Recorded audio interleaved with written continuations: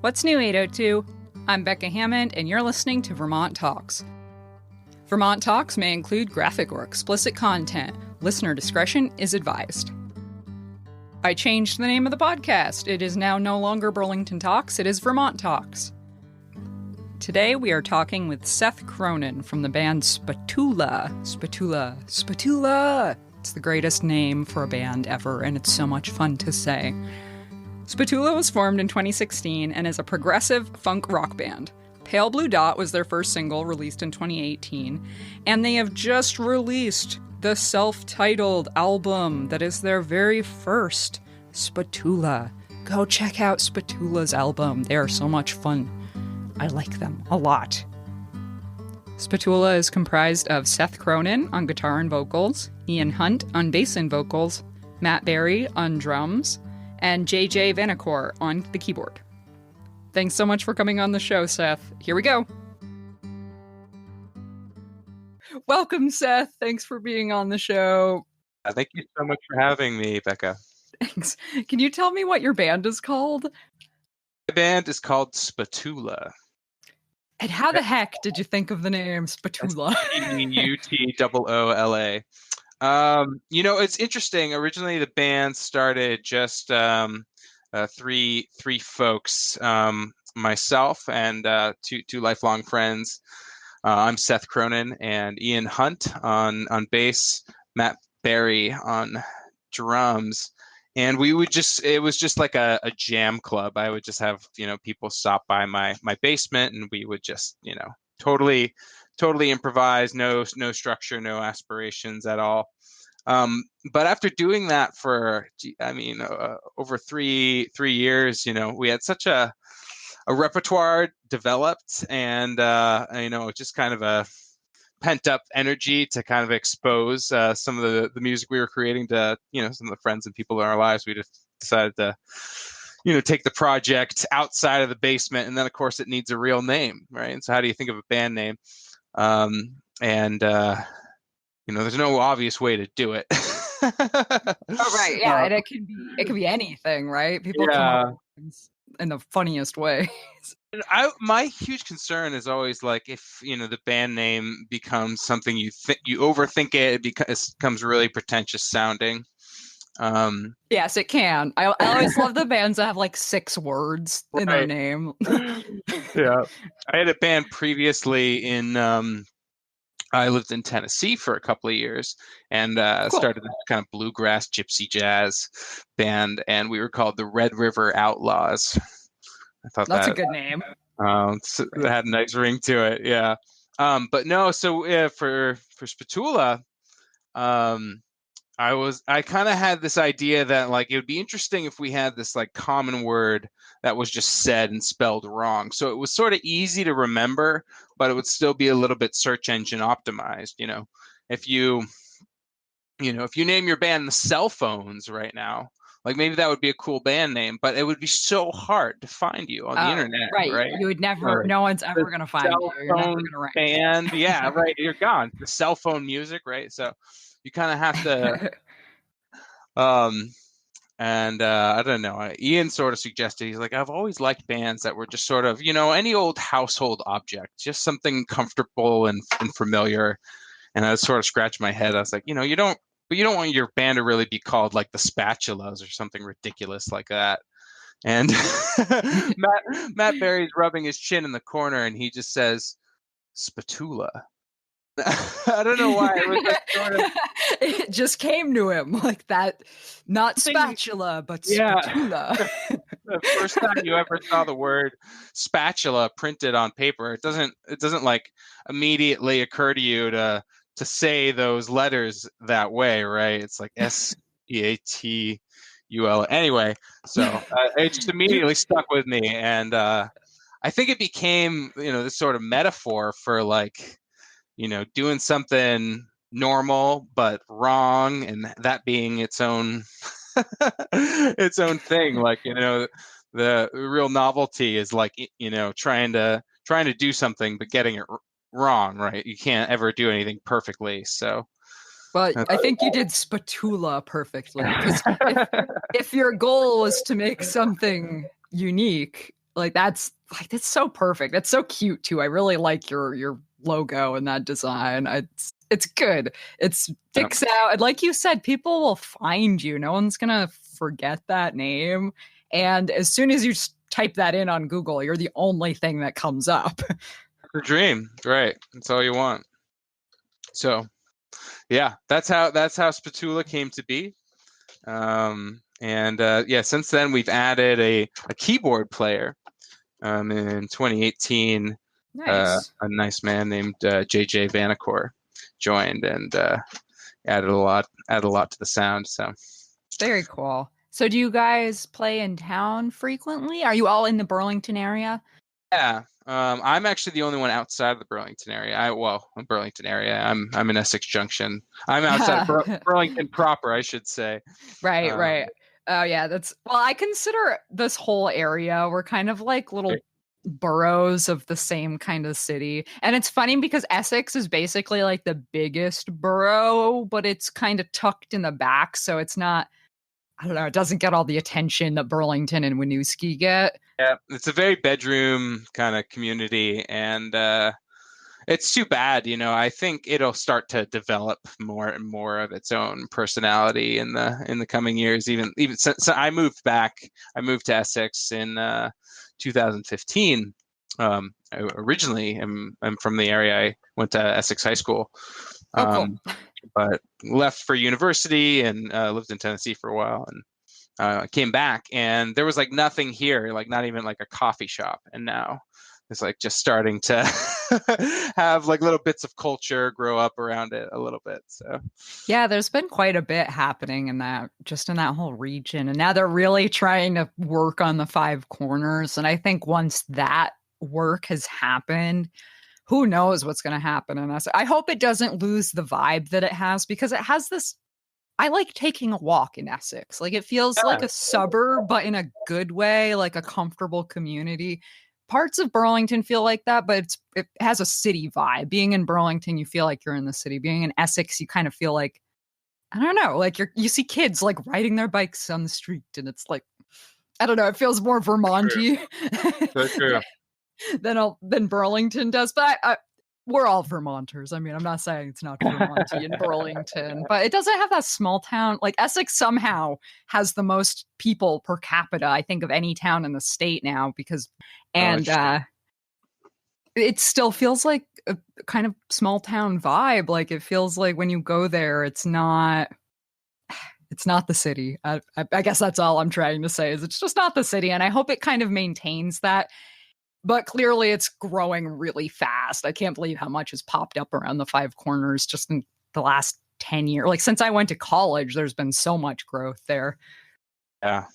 Yeah, it's really amazing. I mean, I don't know. I hope to I fully intend to stay in Vermont forever if Lord willing. But I would be interested to see how Essex grows up along with me. I participated in a couple of years ago in putting together a sort of music festival in Essex Junction, and for a confluence of sort of factors, it didn't go very well. We had like really bad weather. Oh yeah, that's a downer. Some organizational, I'll just leave it at that, issues.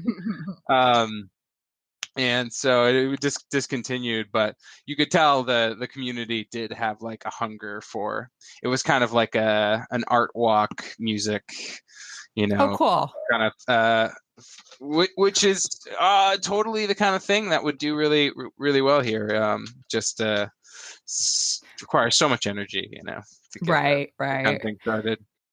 Well, it's interesting now, or at this weird stage in the world, like this whole crisis we're dealing with, weird stage in the world where so much is being canceled, and these events that, like the jazz festival, like what a heartbreaking thing that is. And all these the little fairs around town, in the little towns around the state that are being canceled. There's just a lot of things that feel like they're ending, and it's such a heartbreaking thing. So hopefully this is the time where people really recognize how important those things are and maybe even start more annual projects. Like Essex could really have its own type of festival. It could, and a totally unique one. And the idea is totally open. They could do whatever they want right now because it doesn't exist. So hopefully it happens. I think it will, and yeah, I agree with you. The the the strange thing about these kind of catastrophes is it sort of like swings the pendulum of humanity in the other direction, right? It's like nature itself is against us, and so it really requires people to kind of work together again for the common interest Right. of Right. of Yeah. mankind versus kind of airing our petty grievances with each other 24/7, which is a favorite pastime of mine. But it's great to have, in an odd way, it's great to have some sort of tragedy to unite behind, because I think is the real nugget that inspired me to write that song "Isolated Together," because it's a really interesting idea that everyone's having this experience of being alone, disconnected from each other, but the fact that everyone has that experience almost at the same time is really unifying in a weird way. Yeah. It really is. Yeah. Paradoxical, I guess. Oh, that's it. That was something that I was kind of wrestling with, and it's almost in itself a little bit of, if I just peel the onion back one layer deeper, it's sort of a metaphor for how we are all the time, right? It feels like you're totally alone in your body, in your mind, and disconnected from the rest of the world, but it's kind of like an illusion, right? Because everyone's having that same exact experience. Yeah, that's a So really powerful you're exactly right, though. As soon as you said that, I'm nodding along, like, yes, you can relate that song and this feeling to everyday life. Like, this is really something we've all struggled with at one point in our lives or another, feeling alone, feeling isolated. And right now, we're all being forced to deal with that, like, you really on a really deep level, too. So, yeah, we're all in it together. yeah, I mean, I guess, and not everyone in this whole, I guess, world feels. I don't know. Maybe I feel that I should say that I feel very privileged that I can social distance and really like basically stay inside for weeks and weeks. But there's all these people who are in the essential workforce and actually have to go out into the world every day, and I guess I should spare a moment of like respect and condolence for that situation, because it's I don't know, it's It's horrifying. scary. Yeah, What it's really scary for them right now. And a lot of these essential workers don't get benefits. Like they're really risking a uh, lot just going to work, but they have to. That's their livelihood. it's exposed, yeah, I think such a clear gaping flaw Yeah. Oh, yeah. in the system as such. So Yeah, that's uh, the same. I've actually touched on that. I think I've had 4 interviews this last week, and every person I've talked to, we've all expressed that same sentiment. Like, there's something wrong when we can all look at our grocery workers who are literally the ones feeding us right now. On our, we need these people, we need our nurses, and we're not treating them the way they should be. And they're the ones keeping our country going. They're our lifeline right now. And they absolutely. really should be given way more respect than they have been in the past. And I feel like that's a real, like, as a society, we're all starting to recognize that. Like, maybe I shouldn't yell at the cashier at the grocery store so much. And, these people that are just trying to make me happy, maybe I shouldn't be so hard on them. Like maybe life is pretty hard for them too. Like this is good for us as a people in some ways, because I think it is exposing a lot of big problems that we can fix. We can talk about them, and there are good resolutions. Like this isn't the end of the world. This is not the end of the world. We can rebuild and make things better. Yeah, I really hope so. And I mean, I'm even one who typically has a pretty high respect for people who are in service professions. I worked as a grocery store cashier when I was a teenager, and know how thankless a lot of those service jobs can be. And to think Yeah. about having this additional dimension of being exposed to life-threatening Right. biological pathogens. Every single customer coming through your checkout line is going to make you nervous right now. Like that must be so stressful for these cashiers. And of course, at the end of the day, you can't even, or the end of your shift, you can't even go hang out with any of your friends or anything. You just got to go back into your Right, right. back, Go isolate yourself. And, yeah. oh, So yeah. Yeah. Thank you to all of the essential workers. Thank you for sure. all that you do. If any of you are listening to us right now, thank you. Yeah. Let's talk a little bit more about the video. So you have your own YouTube channel and you've got the 2 videos on there right now. And we haven't mentioned it yet, but you guys have a self-titled album that you are almost ready to release. And this whole thing has totally blown that out of whack. So tell me all Right. about these things. Yeah. It's interesting. So to back up the album, we started recording basically in January of 2019. We had done a year of just before that, 2018, of pretty much just playing live, doing tons and tons of gigs. We did record that single Pale Blue Dot, but mostly just getting our feet wet playing live, nightclubs around Burlington and in the area.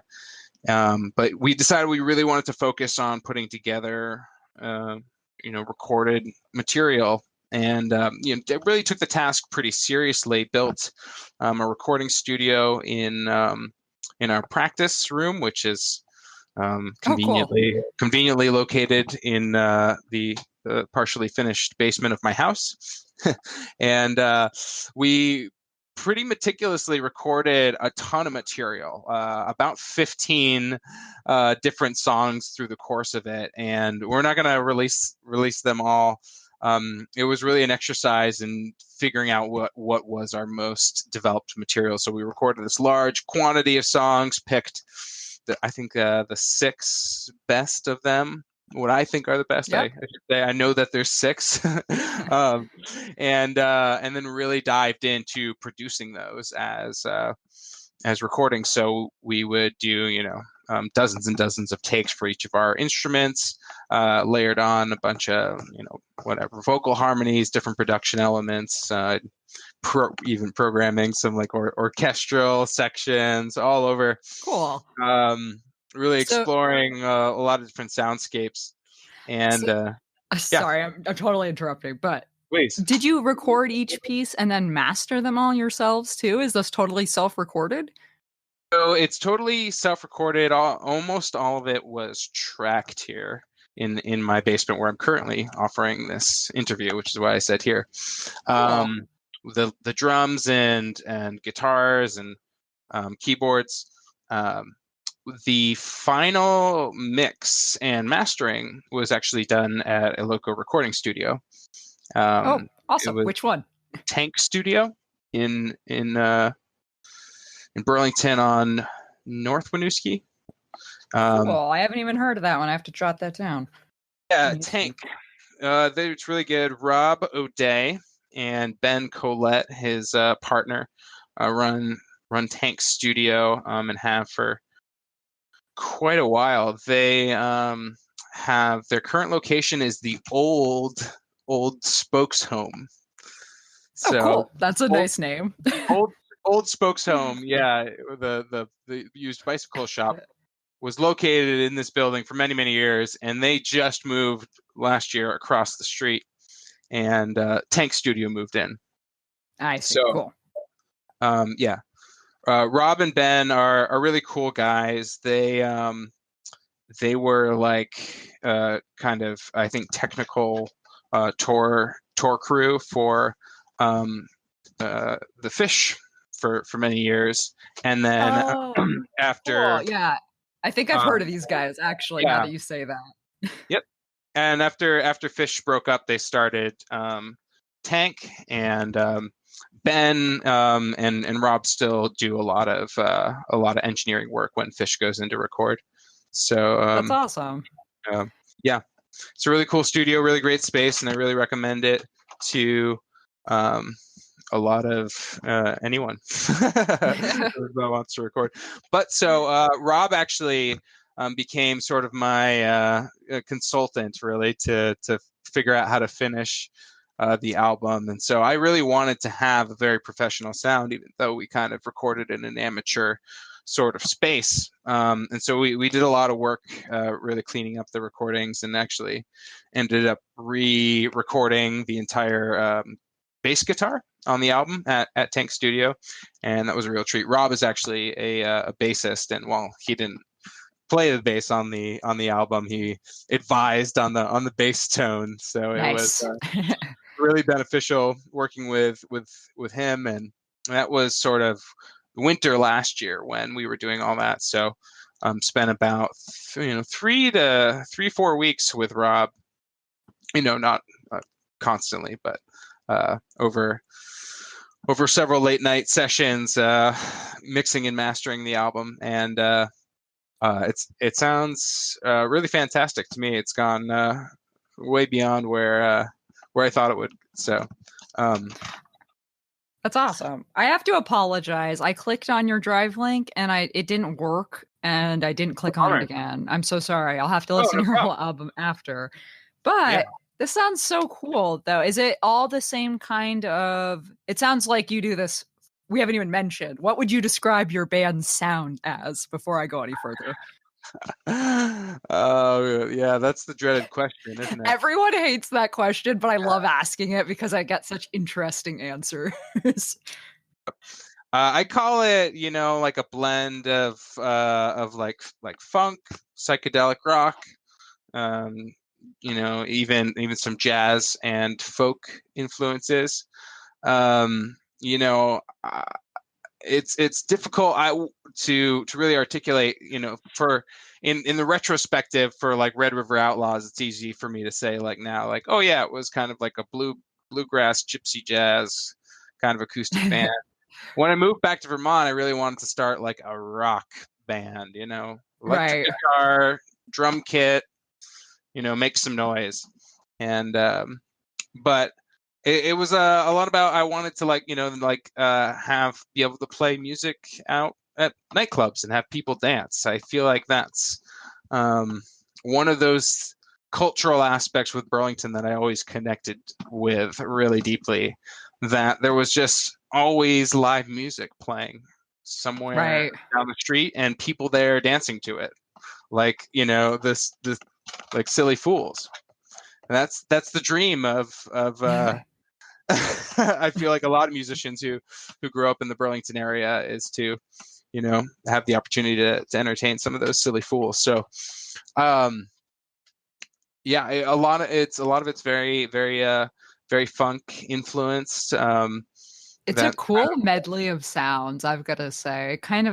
It's funny because it reminds me of jam bands, but you're not jam bandy, where some jam bands just kind of like keep the same exact riff going and going and going. But that's not what you're doing, but you almost have that same kind of chill, happy vibe that I get from a lot of jam bands, only it's much more interesting sounding than a lot of them. I like some jam bands, but some jam bands, I'm just like 20 minutes into the same bass line. I'm like, okay, all right. Yeah, totally fair. And I love jam bands. I've seen my fair share of Fish shows. I won't say any numbers. It'll just embarrass half the audience and shame the other. So, but I think one of my secret weapons with it is I'm really focused on songwriting and composing, and so maybe that's a bit of a cliche too. But I actually host a songwriting workshop a monthly songwriting workshop through the Burlington Writers Workshop. It's kind of like an open mic night just for songwriters. So, people bring in their songs and play them, and then we discuss them and give feedback and just have discussions about how to write better songs and different tools and techniques to use. And I've been doing that since about like 2015 when I moved back to Burlington. But even before then, throughout my life, I just got really connected to just writing songs, like Right. So songs every week, songs every day, if I had a lot of time to myself, and getting that quantity out. So I feel like, that's part of it. It's not really jam in the sense that, like, we don't know. Right. There's a lot of composition that goes into.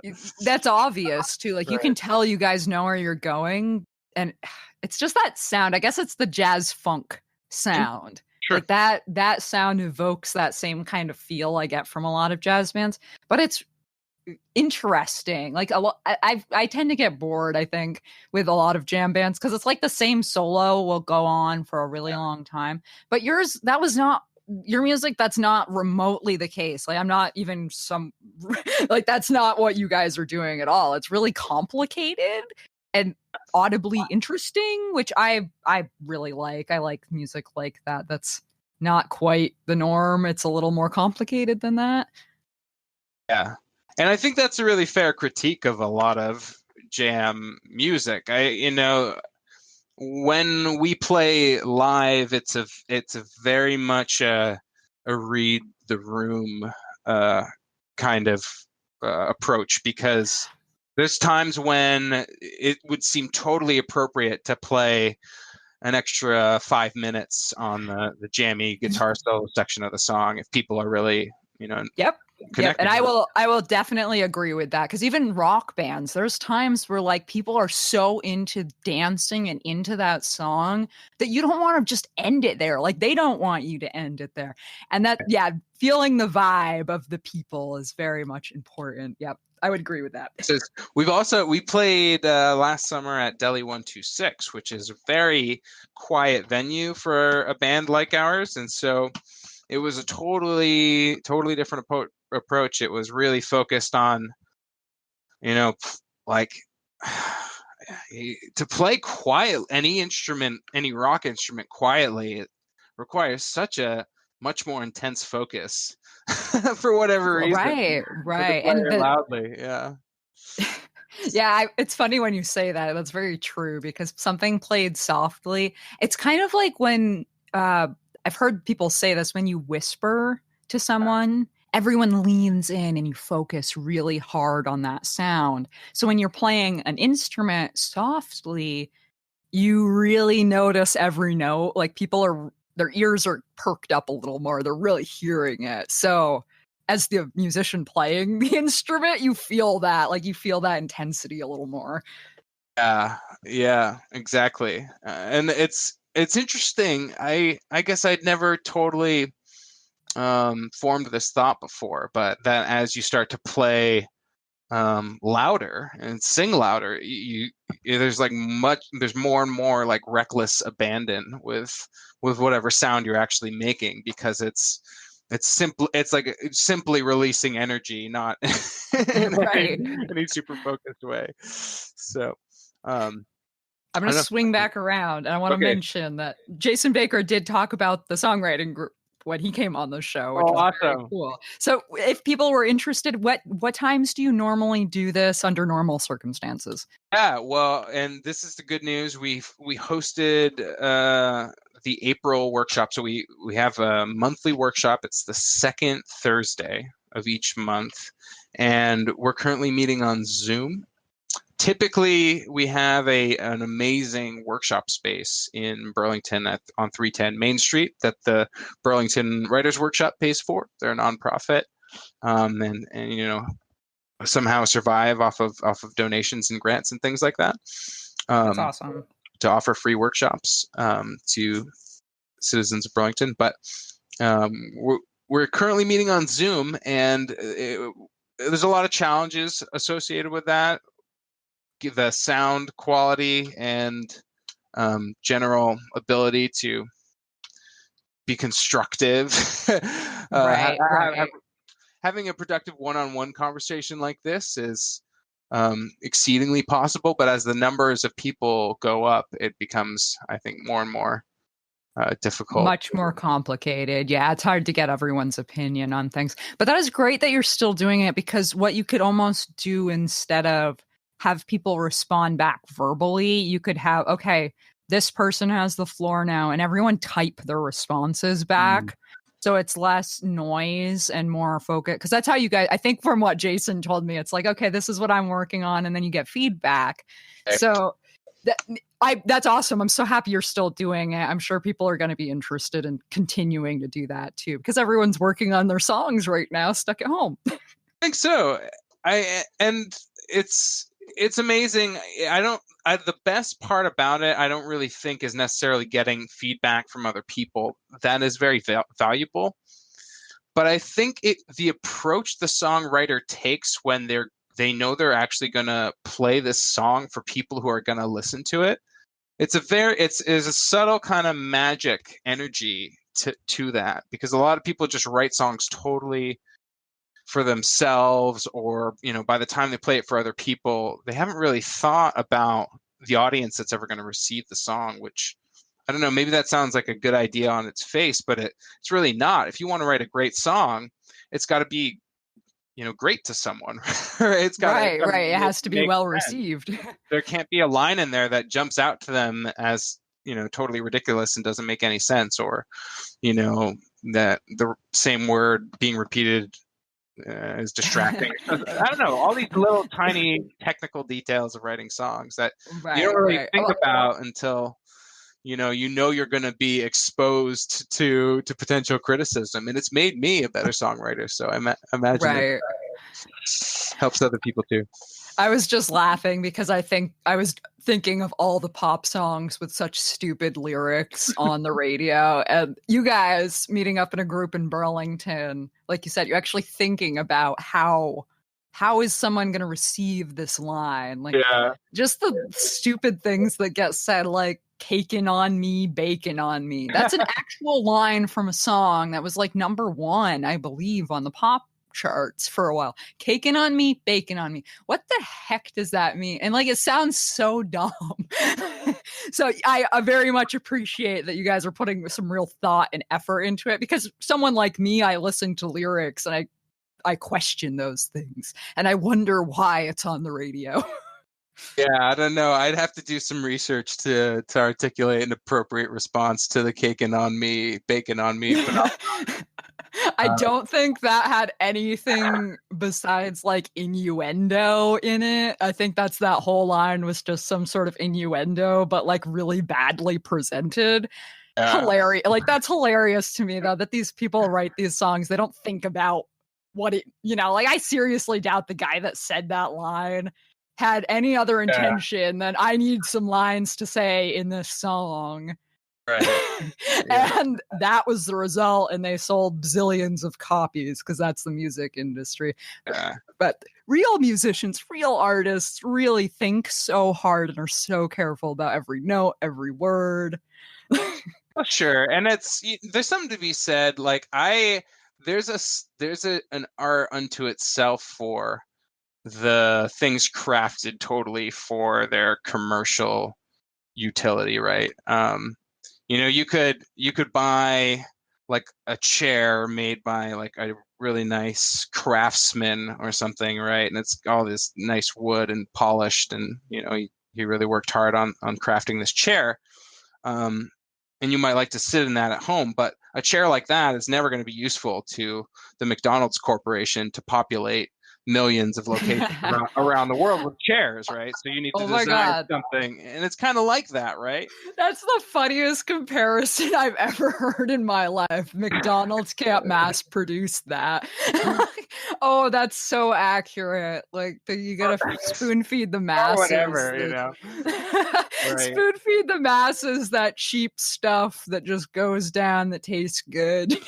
Exactly right. It's got to be totally pressed clean of any possible, You know what I mean? Friction in its production. It's got to be down to the bare essential minimum viable product. Oh man, I'm always gonna now imagine the pop industry as McDonald's. Like, oh my gosh, that's Yeah, I mean, kind of, right? You know, that's like the most popular food in America, or yeah, is total garbage that you can get for really cheap, and oh, how sad. That's very very true though. It yeah. kind of makes me upset because there are so many phenomenal musicians that the mainstream never even is going to look at because the mainstream is Taylor Swift. And I'm going to hate on Taylor Swift for a minute, just because I like hating on Taylor Swift. That woman, her father bought the record company that produced her first album. She is not some small town American girl that made it big. She is a corporate product. She was created to be a pop star. From the beginning, her daddy bought the company and said, "Make my daughter a pop star." That, in and of itself, is what's wrong with the music industry. Like, that wasn't birthed of talent or anything else. Like, that is not a true musician. Like, sure, Yeah. she has 20 producers making songs that hit number one, but that's McDonald's manufactured garbage, right? Like that's 20 producers. It takes 20 producers to make a hit song. Like that, that's just gross. That's all the ingredients that go into that McGriddle thing. Right. Like all that packed in weird manufactured artificial garbage. Yeah, that's Right. not good music. Like, good music is real artists thinking about words, thinking about messages. Yeah, I mean, it's sort of, you know, it's obviously a truism that there's, you know, connections are almost everything in the music industry. I lived in Nashville area for a couple of years myself, and Cool. found it pretty unsuccessful to even enter into the music industry there. Not even as a performer, but even as a worker, like Right. someone Right. to be a receptionist at a recording studio or something like that. Right. Yeah, I've made a joke many times that if Janis Joplin was born when I was born, no one would ever have known her name. Because the music industry isn't about talent anymore. It's about image and saleability. Sad. But you guys are not like that. You actually think about it. You create something. When a person says to me they compose their work, that means so much, right? Like you actually think about it. And that's my big theory, is that the presence of the success of something like McDonald's does not mean that people shouldn't learn how to cook nice food at home. In fact, it's like exactly the opposite, right? The fact that popular music is so bad is not something to decry. It's actually an amazing opportunity, because that means that the music that you make with your friends could be really good. Right? Right. Oh yeah, it could mean so much more to the world. Like that's, and the people that hear it, it means so much more to them than the pop song. Like, when has there ever been, like, they write these really garbage generic pop songs, people are like, oh, this speaks to me, and it's like this love song that's really generic. And I don't feel like I emotionally connect with those songs as much as I connect with ones from like a lot of folk singers, like people who really write a story and like pull in an emotion into a song. Well, here's an interesting topic, because this is interesting. Do you know that Bob Dylan, the great Bob Dylan. I don't have to explain who Bob Dylan is, but Bob Dylan received his first Billboard #1 hit just this past month. Oh, really? I Yeah. knew he just released an album, but I didn't realize that. He released, go ahead. I haven't even listened to it yet, because it's a 17-minute long song about JFK's assassination. Oh, wow. Oh, I need to listen to that. It's called A Murder Most Foul, and it's his first #1 hit, a 17-minute narrative Wow. Oh, about that. the JFK assassination. So I don't Oh, know I if, just got goosebumps, if, man. I'm excited about if that. He's such a poet. but it really does seem, I mean, it could be that we've actually reached this peak of, music really can't get any more stupid, such that there's going to be a huge pendulum swing in the opposite direction. I don't know. There's a potential for it, but I think there really is a big potential for it because the underground is growing at a phenomenal rate. Like artists that aren't really mainstream, that they aren't pushed the same way. Like I think of Shaky Graves. He's one of these people he's so famous, but you don't hear him on the radio. Like I don't ever hear him on the radio. I don't hear anything about him in mainstream media.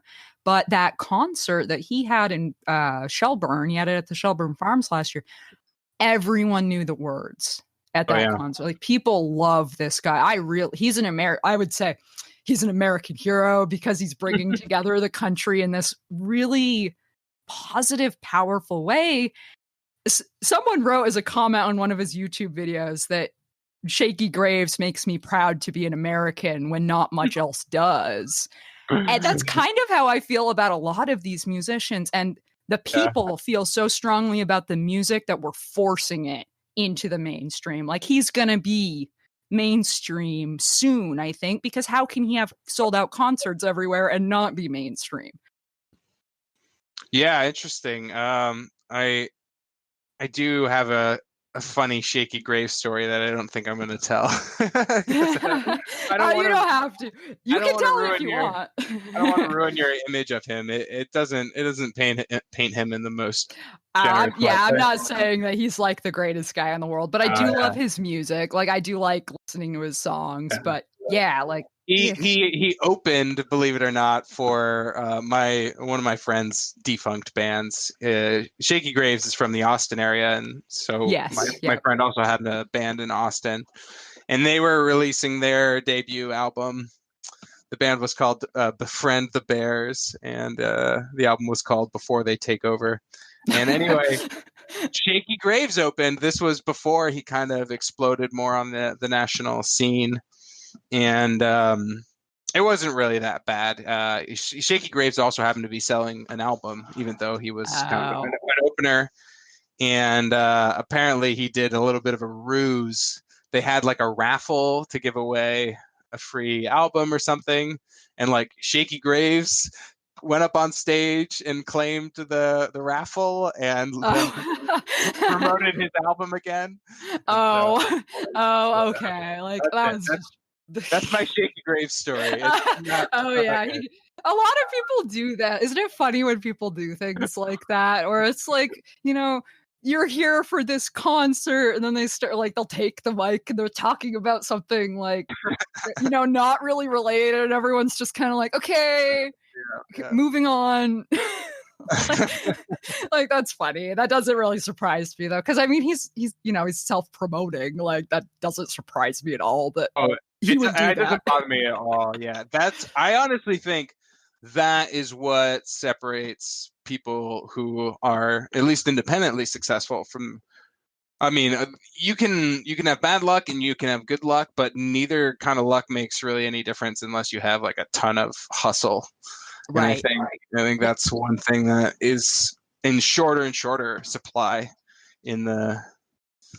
Yeah, he seems like a hustler. Some of his interviews I've watched with him, he seems like he's really trying to make it in the music industry in like an aggressive way.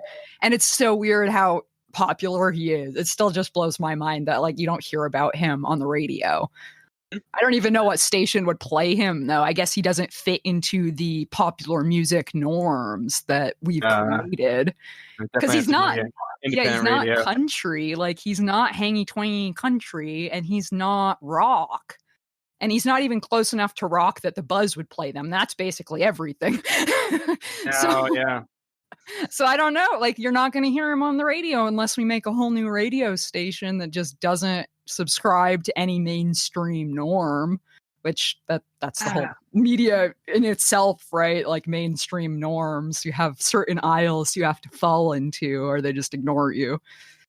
I don't know. I'm a little out of sync now with the mainstream. I feel that the whole, Mumford and Sons banjo wielding indie rock has kind of come and gone, but maybe it's still around. I know that was extremely popular for the last 10 years, but yeah, that's definitely one that's grown, but that's also another like commercialized sound. Like Mumford and Sons, I feel like inspired loads of other bands that sound just like them, which is not bad. It's good to be inspired, but it's just funny. Like you say that, like that Mumford and Sons sound, and I know exactly what you're talking about. It's that buzz radio popular music. Yeah. It's like folk, but mostly pop. Yeah, it's very poppy. Like they're playing instruments, but it's very poppy. Like I always think of Jason Mraz. Like he plays an instrument, but man, that guy is poppy. Like he's like you can't get much more poppy. Yeah, maybe I'll go back to where we left off the album, and I don't know, kind of the question mark hanging out over my head now. So we finished the mixing and mastering at Tank Studio, and that really told me that it was time to start figuring out how to release an album. And so I did some research and got my artist working on the album art, and I really wanted to find some way to have a way to market this so that people would hear it if they wanted to. I'm not aspiring to be Jason Mraz or even Shaky Graves for that matter, but the whole joy of making music is to share with other people, and maybe there's other folks out there who like this kind of progressive funk jazz rock as well. So there's plenty of them. Like I believe there are loads of people who I would love for them to hear it, right? So that's the thing. You got to get it out there. So you have to do that marketing thing, even if you don't really like it. But at least it's gotten a lot easier. Even if you don't want money, you still have to hustle just for people to listen to it. So yeah, it occurred to me, I feel that the best marketing vehicle for music nowadays is actually video, which is kind of ironic, but it's the platform everyone listens to music on their phones and computers. Yep. And if their eyes aren't entertained, they're probably not going to listen to it, right? It's a very, very strange thing. Yeah, it's kind of weird how music has, because it used to be like sending songs to each other wasn't really a big deal, but now like sending an MP3 to someone feels weird, and like your phone doesn't even handle it well. As soon as you click off of it, it stops playing. Like you want that better integration where you can send sound and have it work well. I think we're getting there. I feel like digital media is slowly catching up, because like the podcasts in and of themselves are this huge audio thing and people really like them. So I feel like we're gonna find a way to share music easier. There's a lot of mechanisms to do it, but I feel like it's actually our phone. Like it's the actual technology we're using that's kind of holding us back. So you have to use video. Like you need to use video, or else there's not, you don't get the same effect. The only metaphor I can think about is that because I see this in myself, right?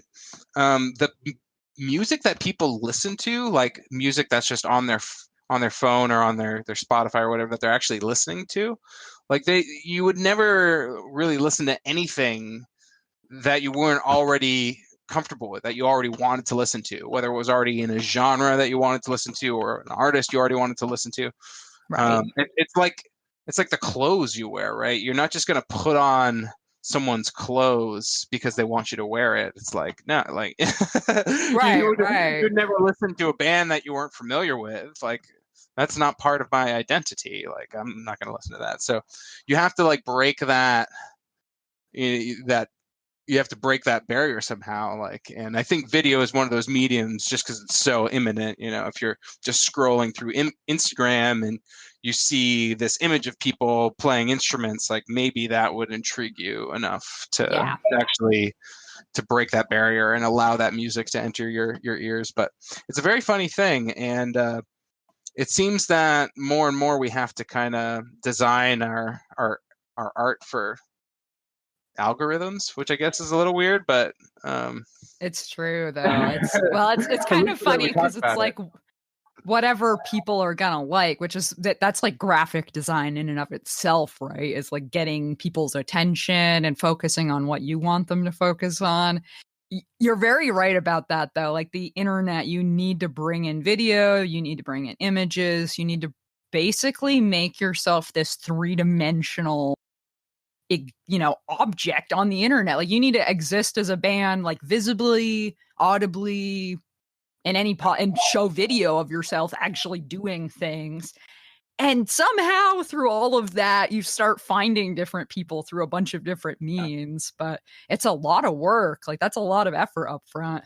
Sure. And it's like, well, God forbid someone actually is interested enough to go looking for you. You actually want them to have something to find. Yes. I beginner's mind, I kind of started from scratch and figured out, okay, how do you do a music video? So I wrote out a whole storyboard. I hired a videographer who had done some photography for us before. I secured a location. I invited a bunch of extras, mostly our wives and girlfriends and our buddies to come out and be extras in the music video.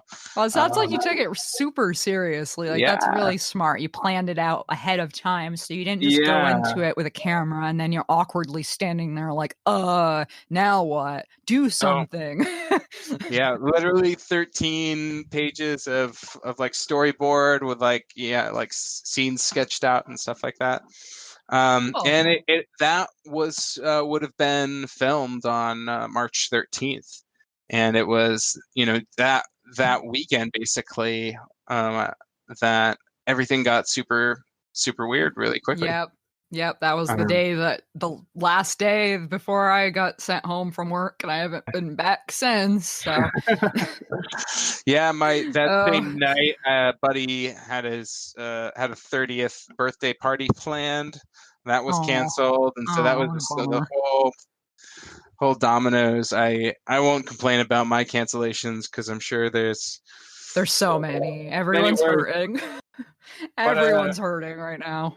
That was my domino. So I was like, oh, well, okay. So I can't have this incredible visual tool that I put all this work in to develop to market the music. I was like, do I even release it now? And I still haven't totally answered that question to myself. I don't know if I should just wait this out or. Right. Yeah, it's a hard question because you want that content.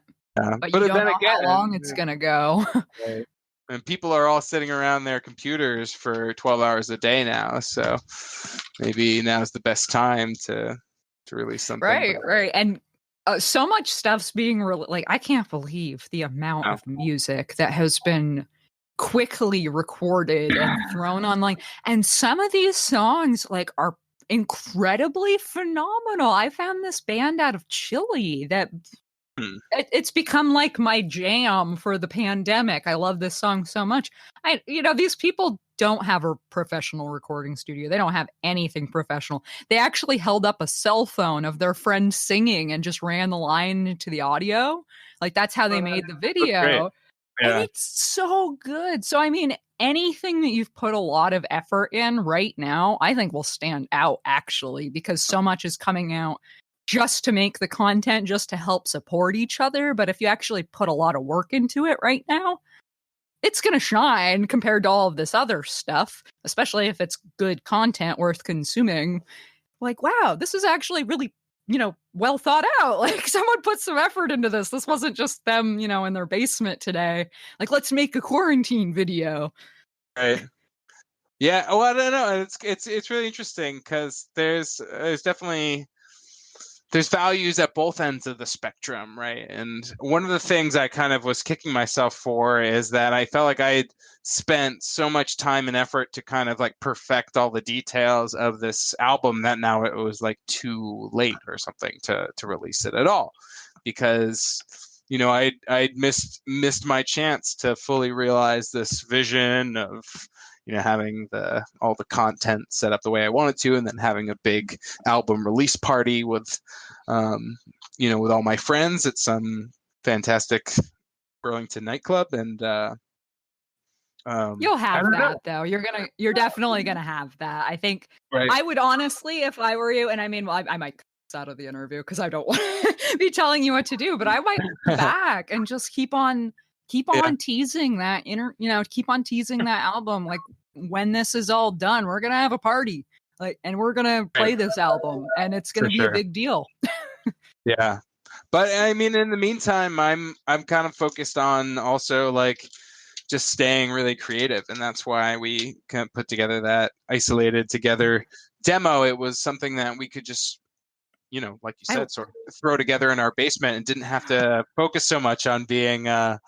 That video was really well put together, though. Like, I know you all recorded it separately, but like you put a lot of work into that. That wasn't like a lot of the quarantine videos I've seen. Like, there was clearly some effort and some thought, and that was a very good video. I'm definitely not saying that's a quarantine video. Like, I wouldn't even. Right, that one could be its own video outside of the quarantine. It's funny how closely it relates to the quarantine. And like we were talking, it actually relates to life all the time. So yeah, so you're definitely putting in a lot of more effort than some people, just thinking about it and being careful about how you're presenting yourself.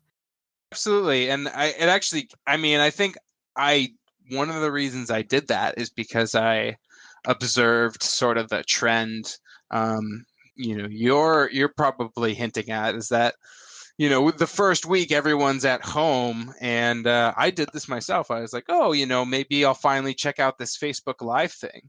Right. And, I'm like on my guitar doing this Facebook Live video, and it seems like literally dozens and dozens of my friends are doing a Facebook Live video at the exact same time with the exact same acoustic guitar.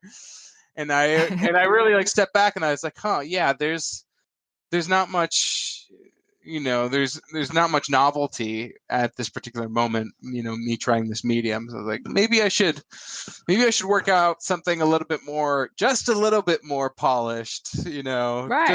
more consumable. I like things like that, because if you'd shown me that video a month ago, it's like this really doesn't hold true just to the quarantine. I was talking to someone else about this too, that content being produced right now, it's massive. There's so much content being produced, but in a year, will it be relevant? Right. I think that the video you produced will be. Like, that's still going to be a great song. It's still going to be a powerful message, but I don't really want to rewatch a lot of the things I have watched. So being relevant through the times, that's really important. Just putting in that extra step to think about it really is worth something. Yeah, definitely. And and mostly it's just about me, I being creative. Like, what I really think I would like people to think about when they see my work is how they can figure out how to turn, these seemingly negative kind of obstacles in life into something creative that they can enjoy. I mean, I think that is really the most human thing you can do right now, is like look at all, what seems like obstacles in your path to success, and figure out how you can creatively turn them into opportunities. Because there's always something hiding just below the surface. And yeah, that's what I'm trying to figure out for sure. Yep. Yeah, just growth from this challenge, growing out of something difficult, making something better out of dealing with this. It's a very positive thing. And I think that's how growth happens. Like change, painful things, dealing with problems. I I really hope that as a society, as a world, we're going to take this whole situation and try and make something positive out of it. Like, try and make something that, instead of is just a huge downer and we're going to look back on and, oh, this was so horrible, we can look back and say, but look at all the good that resulted from this, as opposed to just how terrible it was forever. Like, because there are good things that can come from this, like just the music alone. Like, I was kind of saying, like, these videos might not be relevant right now, but there's so much good will in those videos and positivity and helping each other. Like, there's so many people trying to reach out to each other right now and spread that message of positivity, build something good. Yeah, it definitely seems that there's a lot of wisdom to be gained from seeing how how we use these tools. The internet has, I feel like, in recent times been used for a lot of really negative social interactions for years and years and years. And I think we're starting to realize that when it really counts, like, that's not going to cut it anymore. Like, arguing with your family members, about politics, that's not the right way to use these tools. That's not gonna cut it when Right. when we're in the middle of a catastrophe and need to keep our friends and families connected and safe and sane and happy and secure. It's going to take a different different kind of approach and understanding to using these wonderful technological tools we have at our disposal. Yep. Yeah, we're very lucky we have the tools so that we can reach out to each other right now. Yeah, but it allows us to do stuff like this, and that's super exactly. cool. I mean, we can still record interviews. We can still talk to each other. You can still play music, and I can still listen to it. Yeah. We're pretty lucky. Like, we all should really take a minute to think of just how lucky we really are. Because can you imagine if this had happened in 2001? Right. No Yeah. video chatting, very minimal, like even long distance calling back then. Yeah. Like, that was really expensive depending on where you lived. Netflix or something like that. I mean, right. Oh yeah. Like, the amount of things that we are so lucky to have. And like, some countries, some people don't have these things. Like, they're currently dealing with this and they don't have these tools. They aren't as blessed as most of us are in this area. And we should all appreciate that and really give thanks to the fact that we can reach out to each other and make something positive.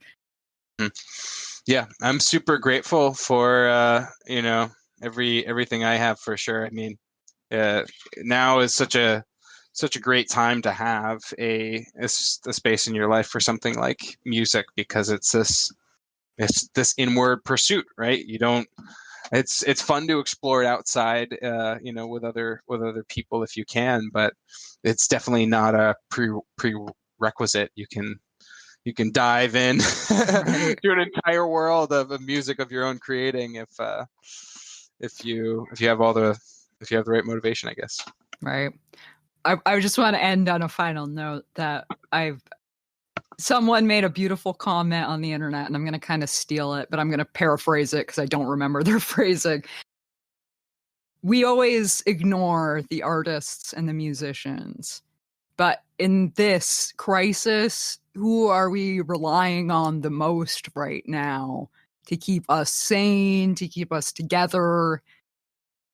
It's the artists and the musicians, and we really should, just like the essential workers, just like the grocery workers, just like every person that we're relying on. When you go home and you listen to an album or you watch a music video, who's taking care of you right there? Who's helping your mental health? The musicians, the artists. Like, what you're doing is really important. Like, people kind of downplay art, but right now, culture is what is keeping us sane. Mm-hmm. So thank you for what you're doing. And thank you so much for coming on the show today. Yeah, well, thank you for what you're doing. I think, if I could just reflect that compliment right back at you, it's so important to have these platforms to expose these ideas and this cultural content. So I'm really grateful for you and having this opportunity to talk with you. So thank you. Yeah, thank you. I love having these conversations. I absolutely love it. So thank you so much. And that was Seth Cronin of Sputoola, the band. I hope that you enjoyed this episode. Thanks again, Seth, for coming on the show. I'm sorry it took so long to get out. Sometimes life just happens, though. It was a great conversation. It was fun jogging my memory editing this. If you're wondering when it was recorded, it was back in April. So, finally getting all of these episodes out and finally recording new episodes. If you are interested in being on the show, reach out to Becca at VermontTalks.com. You can find me on Facebook, you can find me on Instagram, you can find me on Twitter, you can find me anywhere. You can also find me on my own website, VermontTalks.com. The show notes for this episode are at VermontTalks.com/18. If you would like to subscribe to the show, it would be greatly appreciated. And leaving me reviews is so awesome. I love when I find reviews from people. I love ideas. I just love talking to the community. I think that's pretty clear because I made this podcast. So reach out to me. I want to talk to you. Have a great day. And that was what was new in the 802 back in April. The Vermont Talks show music was created by Jason Baker. Thank you so much, Jason, for making the music. You can check out his website at jbakervt.com.